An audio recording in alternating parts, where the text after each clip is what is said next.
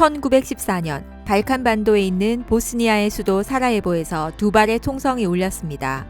19살의 세르비아계 청년이 오스트리아 헝가리 제국의 황태자 부부를 암살한 것입니다. 이 사건이 도화선이 되어 유럽에서는 인류 역사상 가장 참혹한 대전쟁이었던 제1차 세계대전이 일어나게 됩니다. 사라예보 사건은 왜 제1차 세계대전으로 번지게 되었을까요? 19세기 후반부터 20세기 초반 유럽 열강들은 제국주의 팽창을 계속하며 치열하게 경쟁하였고 이해관계에 따라 외교관계를 맺었습니다.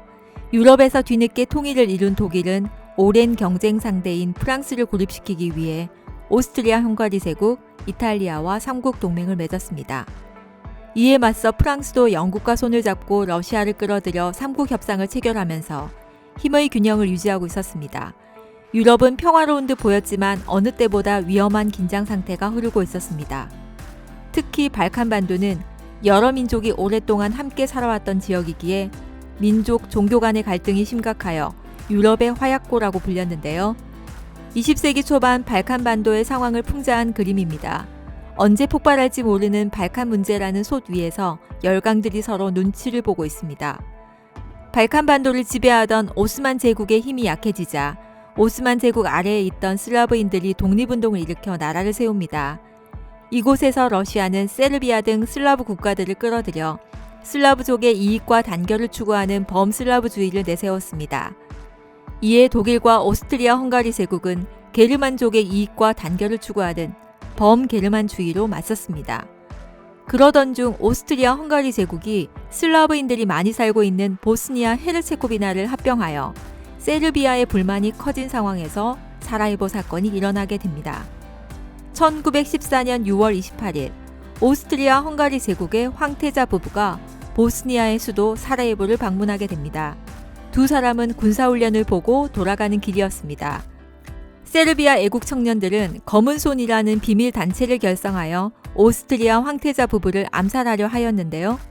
황태자 부부가 탄 자동차가 라틴 다리 앞에서 속도를 줄였을 때 세르비아계 보스니아 청년인 가브릴로 프린치프는 카페에서 나오던 중 황태자 부부의 차를 발견하고 두 발의 총을 쏘았습니다.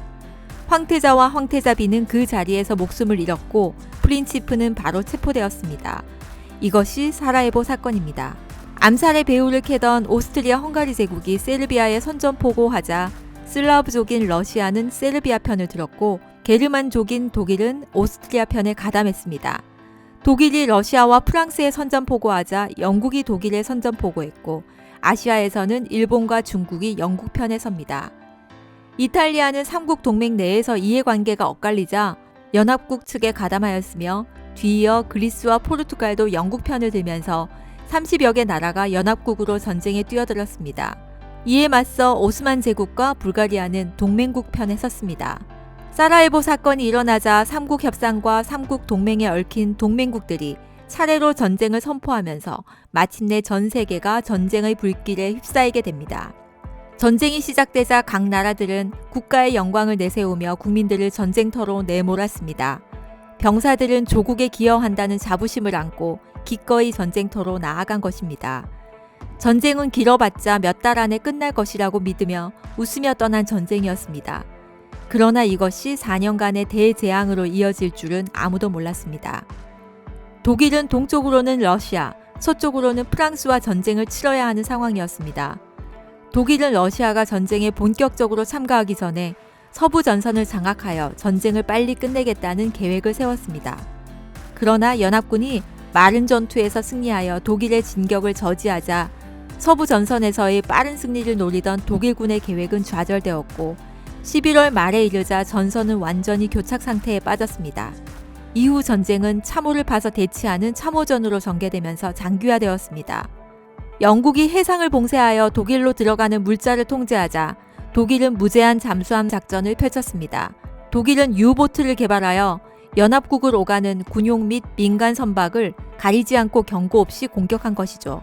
이 때문에 영국 여객선 루시타니아호가 침몰하면서 미국인 사상자가 발생했습니다. 미국 내에서는 반독일 여론이 일어났지만 미국 정부는 중립을 고수하였습니다.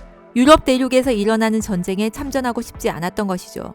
그러나 이후 독일 잠수함이 중립국이었던 미국의 선박까지 여러 차례 공격하자 미국은 연합국으로 전쟁에 참가하였습니다. 무제한 잠수함 작전은 결국 미국의 참전을 초래함으로써 독일에 불리한 결과를 가져왔습니다. 베르댕 전투는 프랑스군과 독일군 사이에 벌어진 전투로 장장 303일간 진행되어 수많은 사상자가 발생하였습니다.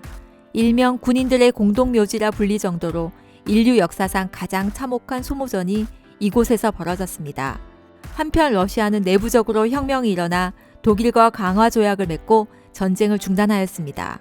동부 전선에 대한 부담이 없어진 것을 기회로 여긴 독일은 서부 전선에서 대공세를 폈지만 전세는 동맹국에 불리해졌습니다. 독일의 동맹국이었던 불가리아 오스만 제국, 오스트리아 헝가리 제국이 차례로 연합국에 항복했습니다. 독일에서는 혁명이 일어나 빌헬름 2세가 폐위되고 이듬해 바이마르 공화국이 수립되었습니다. 1918년 11월 11일 11시 독일은 무조건 항복하며 파리 북쪽 콩피에뉴 숲에 정차하고 있던 프랑스의 기차 안에서 휴전 조약을 체결하였습니다. 이로써 제1차 세계대전은 끝이 났습니다.